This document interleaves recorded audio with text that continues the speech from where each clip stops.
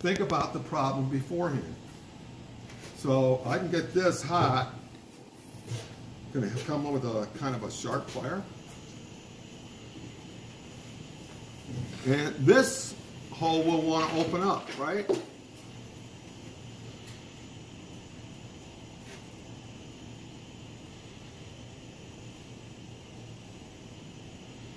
And I'm just going to do a little stick. See? And as the color goes out, give it a slight pull. Now when you line up a hole, you don't try for the bullseye. Make it easy on yourself. Find 12 o'clock and then hinge down to it, right?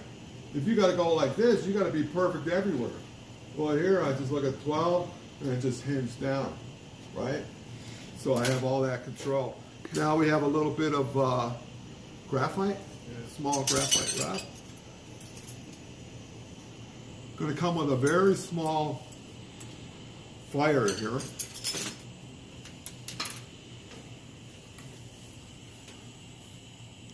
And we're just going to let gravity do most of the work. Watch.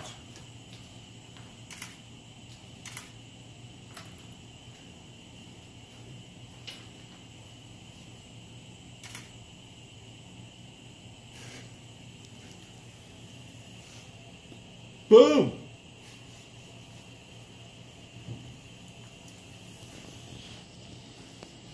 Right? Go ahead.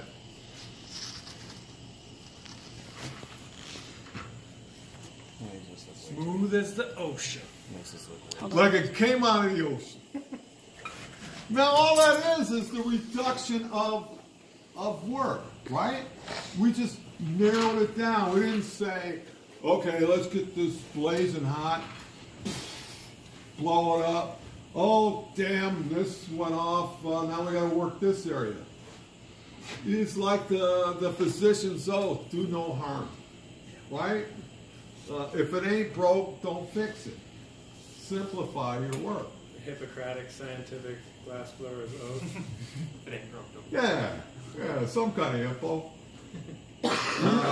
So I want to show you how it gets even more easier on this. So let's say, son of a gun, I can't, I have to put this on to the side of something, right?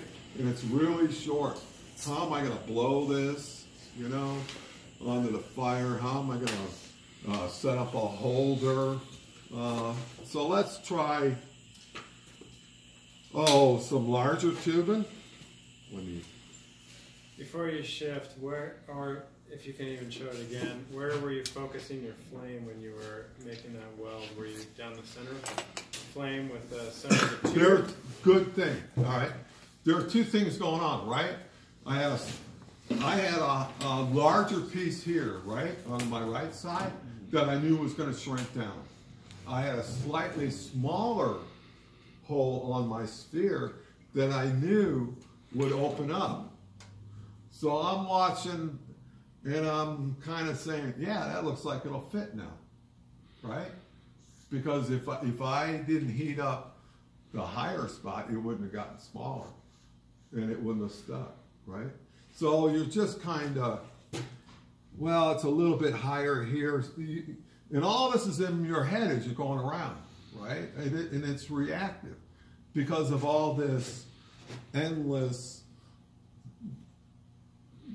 twisting and just learning to fire. And I don't think you get it just by pulling points all the time. If you just focus on the beauty of making that ball as an exercise is the ball is talking to you. You see it going. There's just too much distraction with pulling the points a lot of times, right? Because you can't really, you're feeling things. So just look, just really start learning to fire and let the glass tell you what to do. I know it sounds like some Zen crap, you know, but really it is this breakthrough moment. And you guys will always have these breakthrough moments where you go, son of a bitch, it's that easy. Because it all of a sudden sinks in, you know. So, yeah, what I did is just through this intuition, I knew that this hole that I pulled out would be the right size, that it would open up. It would allow me to get it really hot for that stick and open up. And if I made that other side a little bit bigger, that would be able to come down to meet that hole. And now instead of a stiff piece of glass hitting the liquid glass, and then you got this ridge that just will not work itself out, you have two uniform materials that are ready to shake hands together, okay? Because when glass is liquid, it's a total different material than when it's solid. So it's as easy as that, or just as wordy, I think. But so let's now take and make this a little wilder. We're going to take, well, let me show you how you work with a blow hose. I love blow hose swivels, and I talked him into getting everybody these blow hose swivels. So if I start with, can I use this? Yeah. And you should always fire polish the end of that hose. But having said that, well, you don't have time for that. But we will erase the tapes. So I'm going to blow a big ball on the end of this, and you'll see how you can just, again, now I have to get to the bigger ones, right, Mike? If you want to. Well, just the right foot pedal. I gotta use feet. Or you can just leave it on and then do it manually. Okay. Yeah. This. Maybe I'll hook up the Carlisle for you tomorrow. We'll work it out. He spent his life on a Carlisle with a CC burner. It's just. It's got a different flame chemistry. It mixes the gases in the barrel before it hits the surface, which works a lot differently. And so now he's kind of working with, he's riding a cow instead of a horse or something. Well, it's like working a tambourine. I used to work a tambourine. Now I got a drum set in front of me. You know? So how do I get to the middle fire step on this? Okay.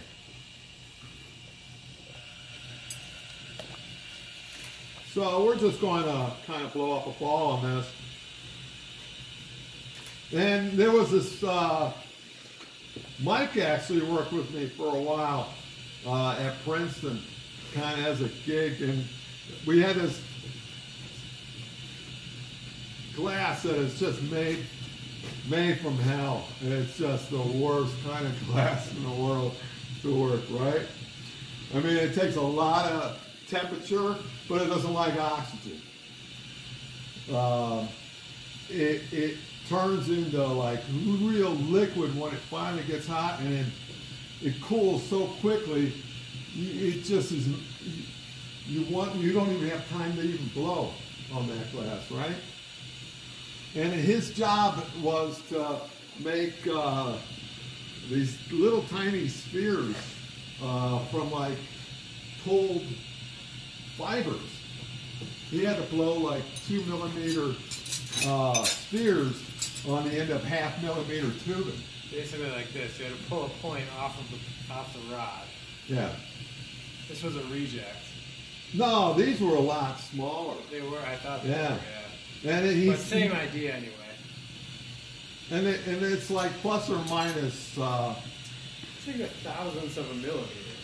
Yeah, it was plus or minus about a 10 micron that they're talking about, right? Now, 100 micron is the thickness of a human hair, right? And afterwards, they'll look at this little sphere in lasers to make sure it's perfectly spherical. that there's no bubbles or anything there, and it's just nonsense that any human could ever make these spheres. If you get lucky, you might get 1 out of 100, right? The scientist was pulling. So it was him there, and this scientist is just talking to Mike, and I'm just like kind of holding my guts in, laughing as he's trying to explain to Mike, well, this one's off about 30 micron. Pretty good, but could you dial it down a little bit? And Souza's over there laughing at me, and I'm looking at the scientist like, and then, the scientist turns around and looks at Mike, and he's like, no problem. Well, what's going on? I'll get him on it. I'll get him straightened out. But I'll have this glass here. You guys are going to try. This glass is just a torture to work with. Anyway, we're back on this. So I'm just going to show you how you can just, again, making a ball, right? I can work out this front end right in the fire. Watch. See how I keep drawing back?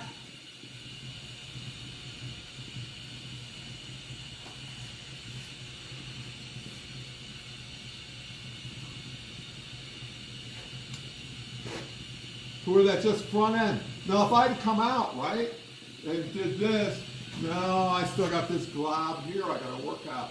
But see with this, I can see everything as I'm doing this. Because one of the things about this spherical thing was you had to make these spheres as perfectly round as possible, And they would measure it with lasers and interferometry. I'd have to dip these in mineral oil, remember?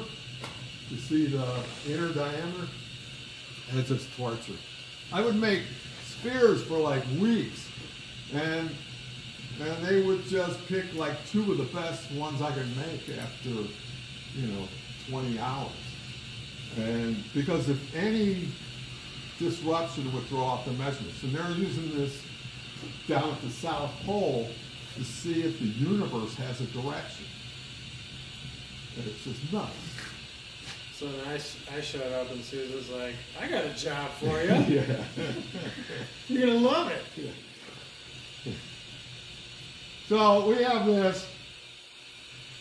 And let me just show you how we make that sphere.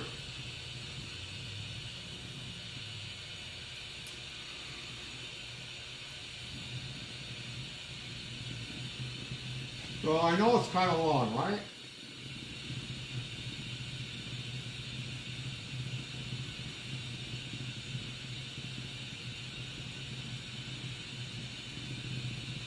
Now it's kind of squat.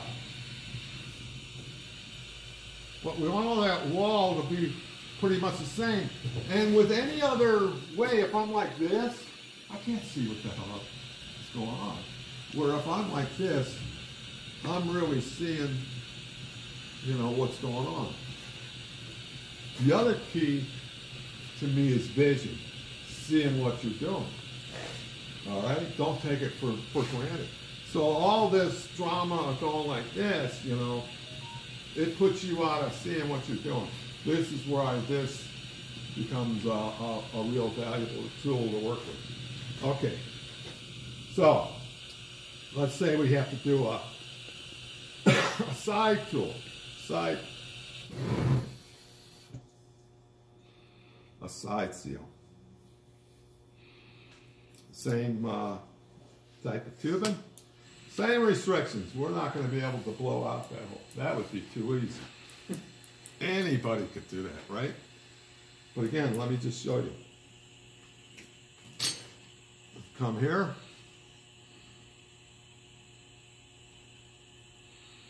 Get a little dot going.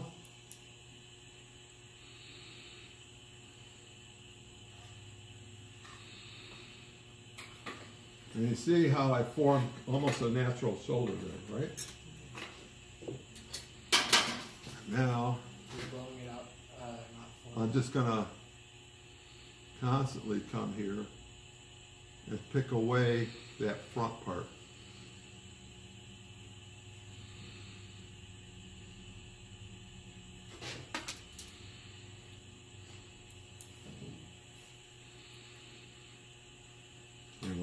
do the cleave.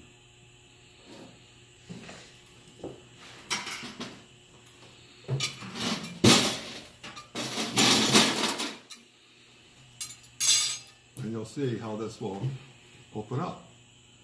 See? Nicely. Get a little bit of graphite. Now when you prep your hole, it's important to do it as a shovel. Look, I get underneath, and just like a shovel, I'm lifting. I'm not just pushing, right?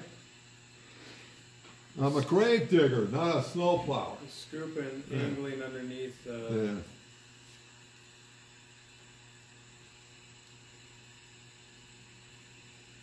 Okay. Again, remember, don't create more work. I didn't destroy how that sphere looks, did I? And now I have a real, just straight ledge waiting to match up to the side piece. Okay? If we look, it's pretty flat all the way around. There's no dip there. Now if I'd blown that out, it would have kind of scalloped off to the side. You know, and you have this natural thing here. So we have that already there. Some more 8 millimeter. 9.5, you want 8? Yes. 9.5, how am I supposed to work with that?